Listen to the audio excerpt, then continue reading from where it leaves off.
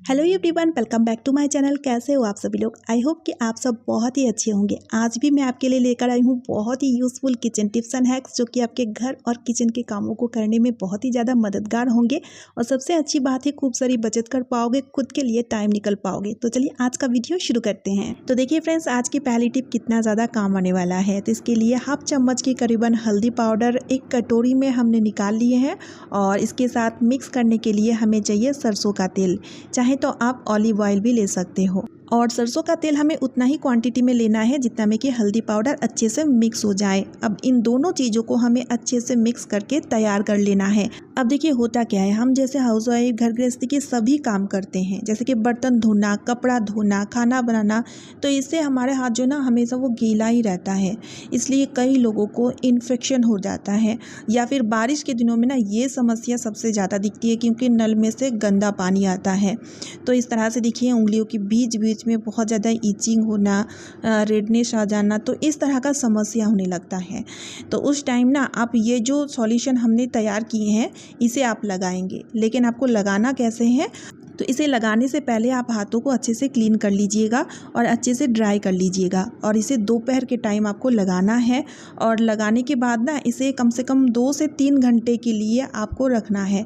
और इसे आप पैरों की उंगलियों में भी अप्लाई कर सकते हो, क्योंकि कई बार क्या होता है, पैरों की उंगलियों में भी फंगल इन्फेक्शन दिखता है। तो इस तरह से ये जो सॉल्यूशन है ना, इसका यूज़ अगर लगातार 3 दिन करोगे तो जो फंगल इन्फेक्शन होगा वो पूरी तरीके से क्योर हो जाएगा। उम्मीद करती हूँ ये छोटी सी ट्रिक आपका बहुत ही काम आएगा। तो चलिए अब देख लेते हैं अगला यूज़फुल ट्रिक। तो यहाँ पर मैंने सॉसपैन में 1 ग्लास पानी चढ़ाया हुआ है। अब हम लेंगे एक कपूर की गोली, चाहे जैसे भी हो, जो भी कपूर आपके पास है उसका यूज़ यहाँ पर आप ले सकते हो। कपूर को इस तरह से देखिए चूरा बना के इस पानी के साथ हमें मिक्स कर देना है। तो देखिए अब हमें कपूर के साथ इस पानी को थोड़ा सा बॉयल कर लेना है, और फिर उसके बाद हमें चाहिए प्याज के छिलके। प्याज काटने के बाद जो छिलके निकलते हैं आप उसको ले लीजिए, थोड़ा सा छिलका ही आपको चाहिए। तो जब पानी बॉयल हो जाए ना थोड़ा सा, तो उसके बाद आप छिलके को डालिएगा। और इस छिलके को डालने के बाद इस पानी को अब हम खूब अच्छी तरीके से बॉयल कर लेंगे। 1.5 से 2 मिनट के लिए इस पानी को हमें बॉयल कर लेनी है, ताकि प्याज छिलके की जो प्रॉपर्टी है, जो गुडनेस है, वो पानी में अच्छे से मिक्स हो जाए। पानी का कलर चेंज हो चुका है। अब हम क्या करेंगे, इस स्टेज में गैस को ऑफ कर देंगे, और इस पानी को देखिए इस तरह से हम स्ट्रेन कर लेंगे। बहुत ही यूज़फुल सा सॉल्यूशन है। इसका यूज़ मैं आपको 2 तरीके से बताऊंगी, लेकिन उससे पहले इस सॉल्यूशन को आप पूरी तरीके से ठंडा कर लीजिएगा। ठंडा करने के बाद ही इसका यूज़ लीजिएगा। तो इसका यूज़ हम कोमोड पे लेंगे। तो फ्रेंड्स, जब हम टॉयलेट यूज़ करते हैं, टॉयलेट यूज़ करने के बाद इस तरह से हम फ्लैश मारते हैं, इससे टॉयलेट साफ़ होता है। आमतौर में आपको दिखता है कि टॉयलेट साफ़ हो चुका है, लेकिन टॉयलेट में मौजूद जो बैक्टीरिया होता है उन्हें हम पूरी तरीके से ना क्योर कर पाते हैं, ना ख़त्म कर पाते हैं, जिससे इन्फेक्शन बहुत ज़्यादा फैलता है। तो इसलिए फ्रेंड्स, हमें टॉयलेट साफ़ सुथरा रखने के साथ साथ हमें टॉयलेट को, यानी कि जो हमारे स्पेशली कोमोड होता है, उन्हें डिसइंफेक्टेड करना भी ज़रूरी है। तो इस सॉल्यूशन के थ्रू आप टॉयलेट की कोमोड को डिसइंफेक्टेड कर सकते हो। तो इससे आपको क्या करना है, इस तरह से ये जो सॉल्यूशन है ना, कोमोड समेत चारों ओर इस तरह से अच्छी तरीके से इसे आप लगा दोगे, और इसे लगा के आप 1 घंटे के लिए इस सॉल्यूशन को ऐसे ही लगा रहने दोगे, ताकि ये जो सॉल्यूशन है ना अपना वर्क कर पाए, जो भी बैक्टीरिया हो उन्हें पूरी तरीके से ख़त्म कर सके। कई बार क्या होता है, जब हम बाहर जाते हैं तो पब्लिक टॉयलेट का यूज़ करते हैं, तो उससे होता क्या है, इन्फेक्शन बहुत ज़्यादा फैलता है। कई लोगों को यूरिन इन्फेक्शन होता है, और यूरिन इन्फेक्शन बहुत तेज़ी से फैलता है।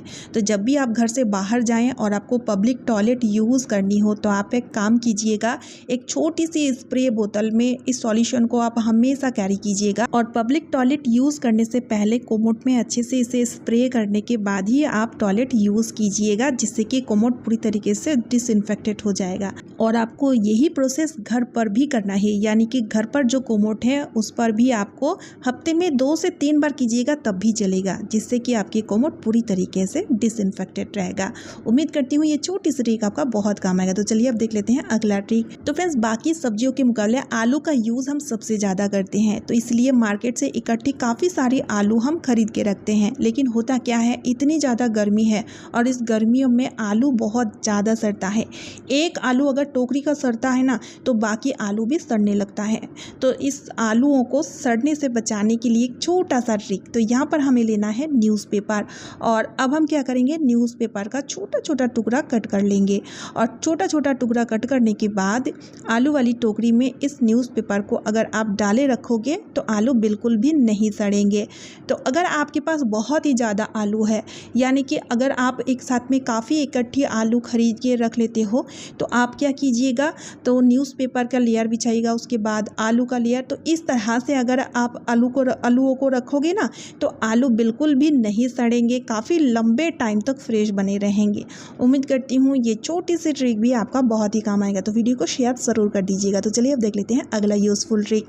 तो इस तरह से देखिए, हम घर पर छोटी मोटी सी मेडिसिन तो रखते ही हैं, जैसे कि पेन किलर, फीवर का या फिर गैस एसिडिटी का।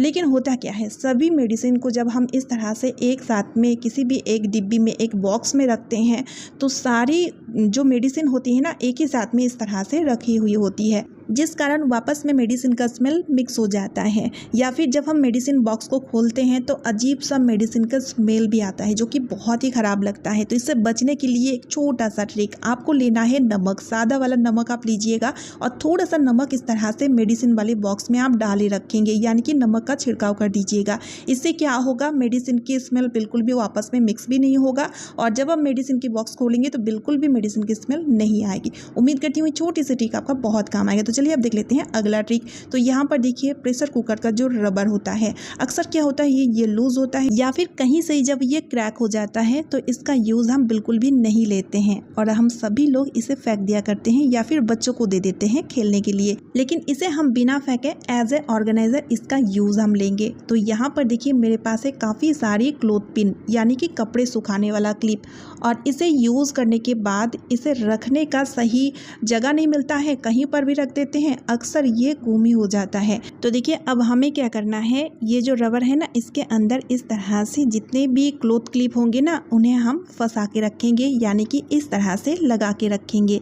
इससे क्या होगा, एक भी क्लिप घूमेंगे नहीं और इजी टू यूज़ भी है, यानी कि जब हम कपड़ा सूखने के लिए डालेंगे और क्लिप की ज़रूरत होगी तो देखिए इस तरह से रबर को हम हाथ में डाल लेंगे और एक एक क्लिप को इस तरह से निकाल के हम कपड़े में लगा पाएंगे, या फिर कपड़े जब सूख जाएंगे तो एक एक क्लिप को उठा के इस तरह से हम रबर में लगाते जाएंगे। तो देखिए कितना ज़्यादा सुविधा हो जाएगा हमारे लिए। अब देखिए, इसे आप कहीं पर भी हैंग भी करके रख सकते हो। देखिए सारी की सारी क्लिप कितना बढ़िया तरीके से इस तरह से ऑर्गेनाइज रहेंगे, एक भी क्लिप घूमने वाला नहीं है। उम्मीद करती हूँ ये छोटी सी ट्रिक आपका बहुत ही काम आएगा। तो चलिए अब देख लेते हैं अगला यूज़फुल ट्रिक। तो फ्रेंड्स, मिक्सर ग्राइंडर का यूज़ तो हम सभी लोग करते हैं और ये डेली यूज़ आने वाला है, तो इसलिए हम इसे किचन प्लेटफॉर्म में ही रखते हैं। लेकिन होता क्या है, जैसे कि हमारे पास मॉड्यूलर किचन नहीं होता है या फिर किचन में चिमनी नहीं लगा हुआ होता है, तो इससे ना जो भी अप्लाइंसेस हम किचन में रखते हैं वो बहुत ज़्यादा स्टिकी हो जाता है, क्योंकि खाना पकाते टाइम जो ऑयल सीक्रेट होता है इससे तो ऐसा होना ही है। तो डेली इसे साफ़ करना भी पॉसिबल नहीं है। तो इसके लिए एक छोटा सा ट्रिक मैं आपके साथ ज़रूर शेयर करना चाहूँगी, जो कि मैं खुद इसे अप्लाई करती हूँ। सबसे पहले देखिए, थोड़ी बहुत जो डस्ट इसमें जमी हुई है उन्हें हम साफ़ कर लेंगे। देखिए इस तरह से डस्ट को तो साफ़ करना बहुत आसान है, लेकिन जो स्टिकीपन होता है उन्हें साफ़ करना बहुत ही ज़्यादा डिफ़िकल्ट होता है। तो उससे बचने के लिए ये वाली तरीका आपका बहुत ही काम आएगा।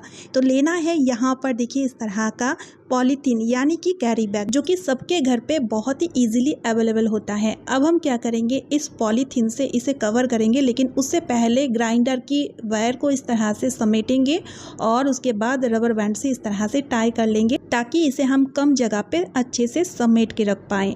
और उसके बाद देखिए इस तरह से इस ग्राइंडर को पॉलीथीन से ढक देंगे, यानी कि कवर कर देंगे। ये देखिए फ्रेंड्स, कितना बढ़िया तरीके से ये ग्राइंडर अच्छे से कवर हो चुका है। अब इसके अंदर ऑयलीपन तो दूर की बात, थोड़ा सा डस्ट भी नहीं जम पाएगा। तो आपके किचन में अगर इस तरह से अलग अलग अप्लायंसेस रखी हुई है तो उन सभी अप्लायंसेस को आप इस तरह से पॉलीथीन से ढक के उसे कवर कर सकते हो। इससे कि आपका मेहनत आधा हो जाएगा। तो ये छोटी सी ट्रिक उम्मीद करती हूँ डेली लाइफ में आपका बहुत ही काम आएगा। तो चलिए आज का वीडियो मैं यहीं पे एंड करती हूँ। उम्मीद करती हूँ ये वीडियो आपके लिए बहुत ही ज़्यादा यूजफुल साबित होगा, तो इसलिए वीडियो को शेयर करना बिल्कुल भी ना भूलें। साथ ही साथ एक लाइक और चैनल को सब्सक्राइब कर लीजिएगा। तो चलिए फिर मिलती हूँ नेक्स्ट वीडियो में। Bye friends and thanks for watching.